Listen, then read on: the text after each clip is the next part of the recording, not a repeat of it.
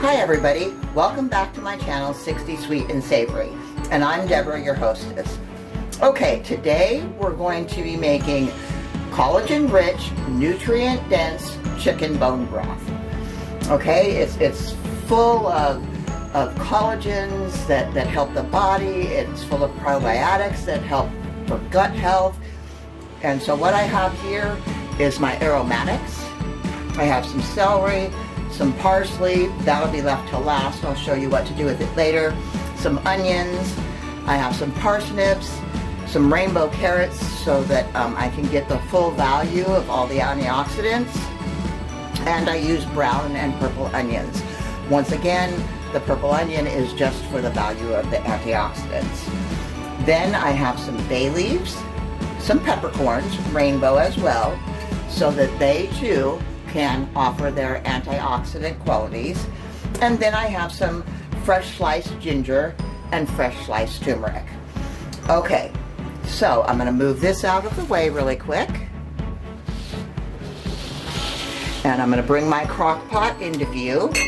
I hope everybody is having a wonderful, wonderful day.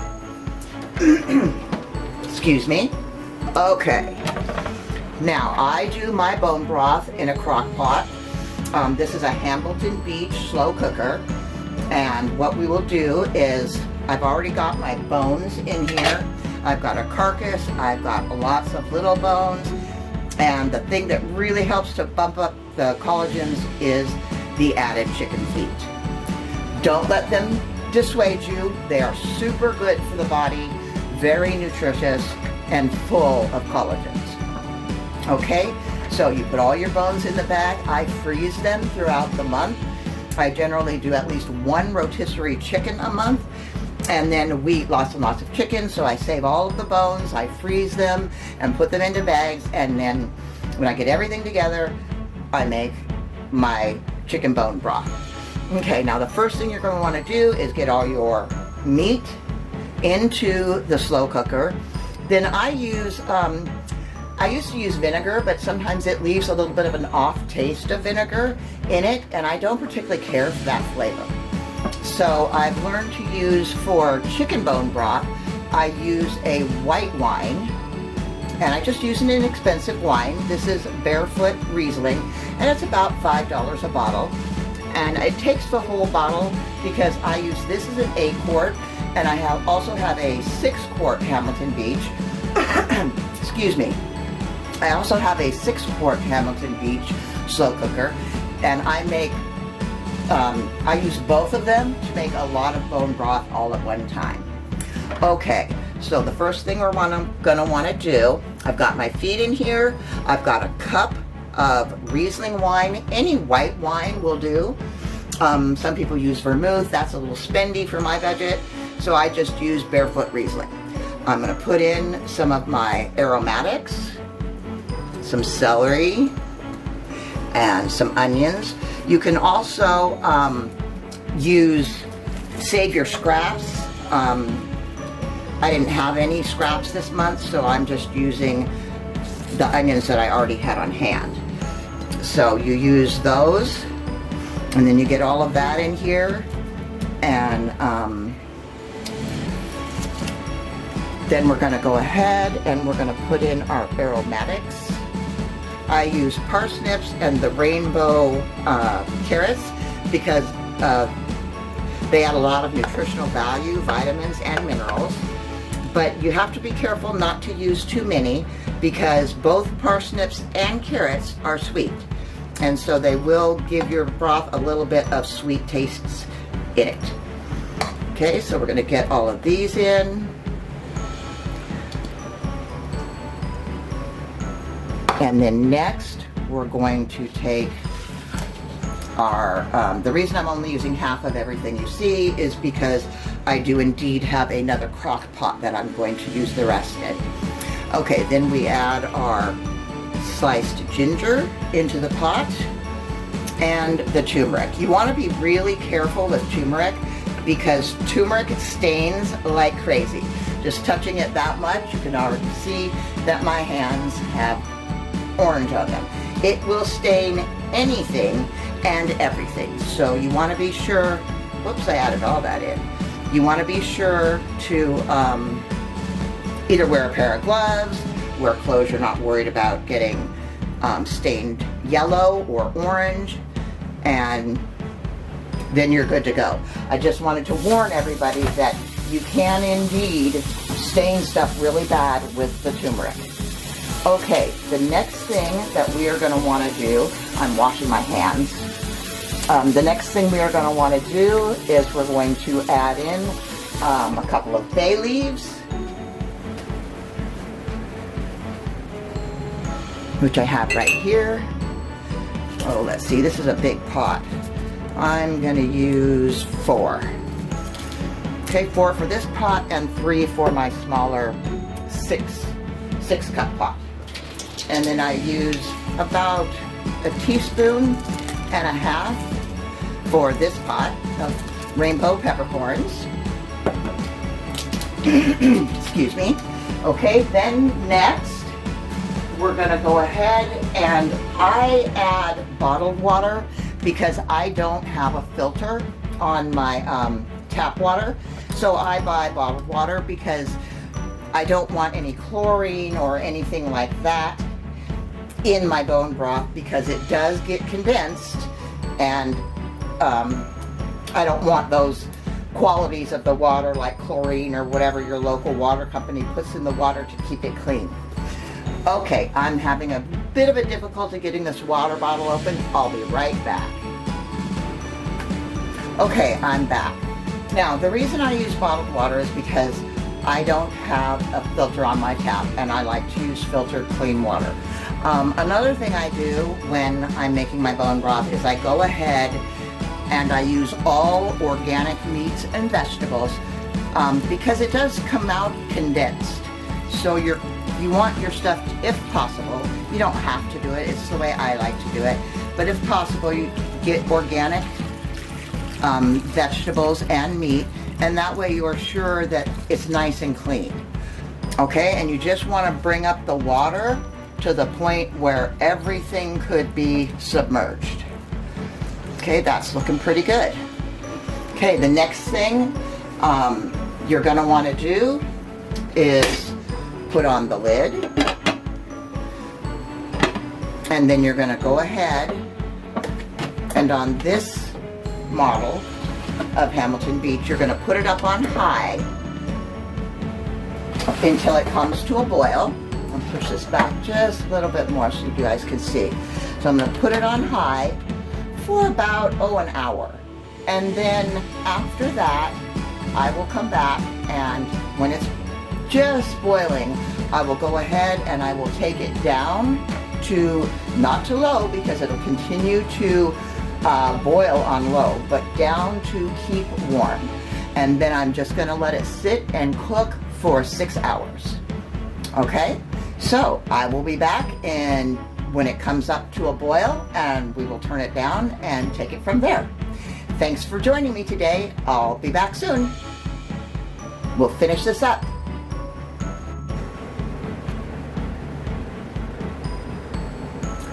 Okay everybody, I'm back, and the bone broth has come to a boil on high in my Hitachi slow, or Hamilton Beach slow cooker, sorry. Hamilton Beach 8-quart slow cooker. Okay, so I'm going to take off the lid, and hopefully this will not fog up the lens. And I will let you see what it looks like now that it has come to a boil. You can see there's lots of little bubbles running around. Okay, so now I'm going to go ahead and I'm going to turn this down to keep warm and put the lid back on it. And now I will cook it for 6 hours, and I will be back to show you how to prep everything after we're done cooking everything for 6 hours. Okay, I'll be back. Hi everybody, I'm back here again real quickly. I just wanted to show you that This has come up to above 180 degrees, and we're going to want to cook it right between 180 and 185. That way it doesn't boil too hard and break down the gelatinous qualities. So I just wanted to give you guys a good chance to see that it is indeed above the amount. See if I can come in a little bit closer here on the thermometer. I don't know if you're going to be able to see it or not.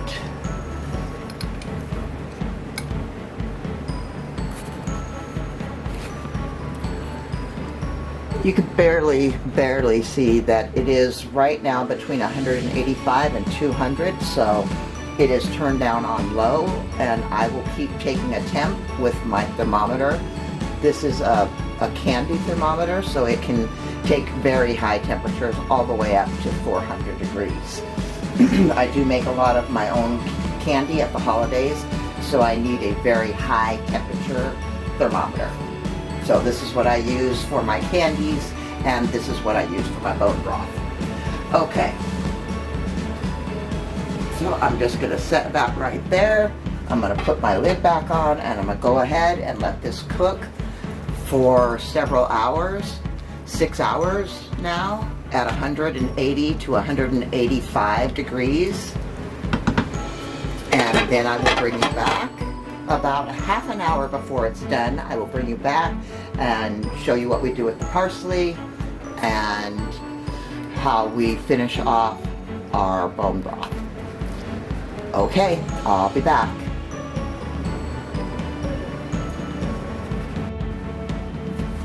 Okay everybody, I'm back, and the first thing I need to tell you is that I forgot to come back on and film when I put the parsley in. So I figure you guys know how to put a bunch of parsley into a pot. So I did that. I did not do it a half an hour before the broth was done because I forgot. So when I came in and turned the broth off, I put the parsley in, and the broth is at 180 degrees, so that parsley is going to go ahead and cook anyways. Okay, now everything has been cooking, it's been turned off, and it's just cool enough to start working with. Okay, so the first thing we're going to do is we're going to take and we're going to scoop the vegetables out. I have a pot sitting right here. I don't know if you can see it. Anyways, I have a pot. Let me see if I can adjust the camera. I have a new camera, so let me see if I can adjust that so you guys can see that pot.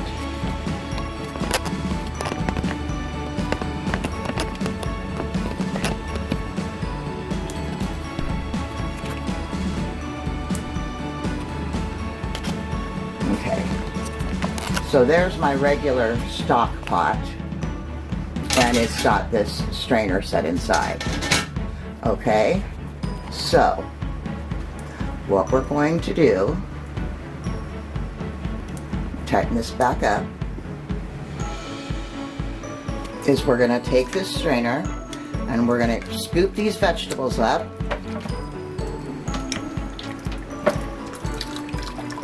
And we're going to place them into this pot so that any of the broth or anything that's left resting on them will go ahead and drip through to the bottom of the pan.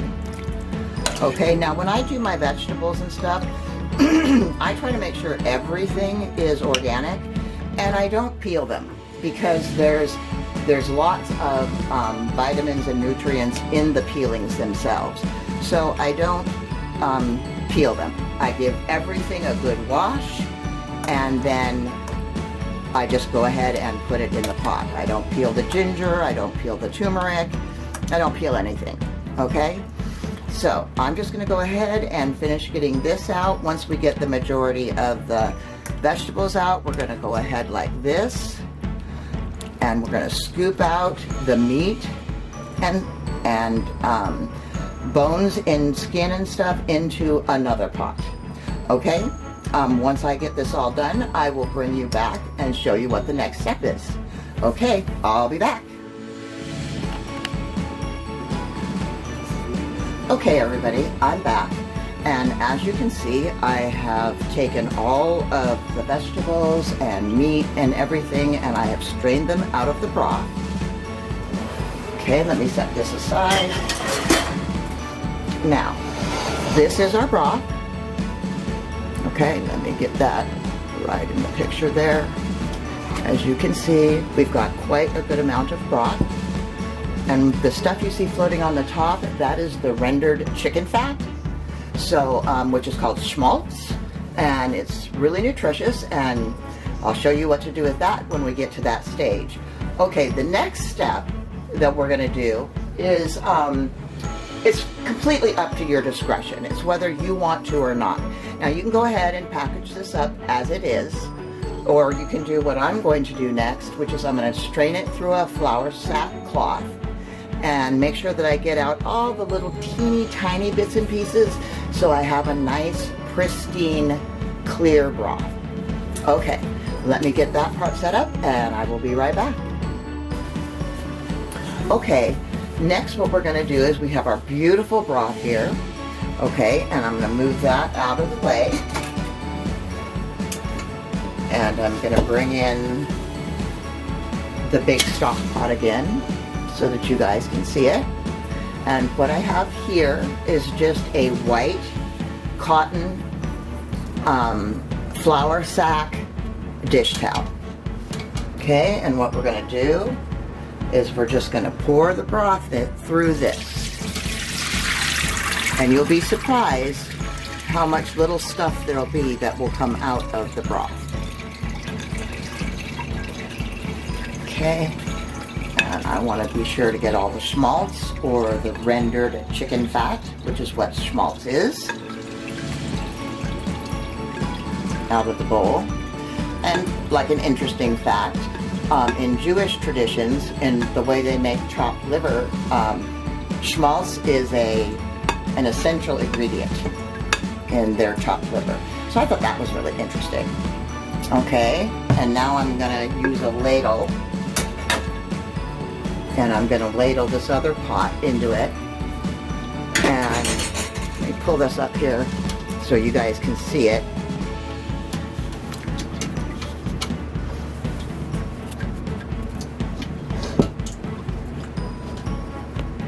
And see all that stuff that it gets out of the broth? Okay. So it really does take out a lot of the impurities and stuff. Okay, I'm going to go ahead and I'm going to ladle up the rest of this. And I'm going to squeeze this out because I want to make sure to get all the liquid out. You can also do this with cheesecloth, but some of the little bits and pieces seem to get through the cheesecloth and you constantly have to re-buy cheesecloth. You can only use it once or twice. So I found these at, I believe, my local Buy Mart, but you can look for them in many different stores, and they're food quality, and they're just 100% flour sackcloth. And so it gets out all of those impurities. And that can it just makes a difference, and I think it makes the broth much prettier. Okay, so I'm going to lay that over there like that. And I'm going to start ladling this in. Whoops, spilled a little. And then I'm going to bring you back when I'm all done ladling this pot of broth through the strainer. Okay, I will be right back. Okay everybody, I'm back, and what I've done is gone ahead and transferred our bone broth into 2 glass dishes. And as you can see, the schmaltz is already coming to the top. And then we have our beautiful broth underneath. Okay, so the next step is we put this in the refrigerator and we let it cool completely. Okay, so it'll probably take a few hours, and I will bring you back to show you what we do next and how we package and preserve it. Okay, I'll be back shortly. Okay everybody, I'm back, and what I did was I went ahead and let this sit in the refrigerator overnight. So I'm back today, and I'm going to give this a good shake, and you can see how gelatinous it is. Now, the one final way that I check my own bone broth is my spoon test. And I take the spoon, I insert it into the broth, and if it stands up like that, you have got perfect bone broth. Okay? A lot of times there's a lot more of the schmaltz on top, but this time I just got a very tiny layer. So I'm gonna go ahead and I'm gonna leave it in the broth so that it'll flavor whatever I make, because the schmaltz, which is the rendered chicken fat, is really full of nutrients, and it's very flavorful. So I'm just going to go ahead, and a little bit of this will go into each container I make. Okay, and just so you can see, there's that spoon, and if you've got it like this, you've nailed it. Okay, so the way I usually package them is you can package them in ball mason jars. You want to be sure and leave enough headspace. And what headspace is it's the amount of area between the top, the amount of area between the top of what you put in it and where the top of the lid is.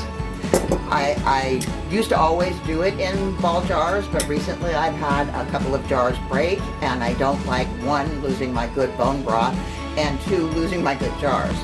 So now I put them in these little plastic containers. I've moved away from plastics, but this I use specifically for my bone broths, and nothing hot ever goes into these containers.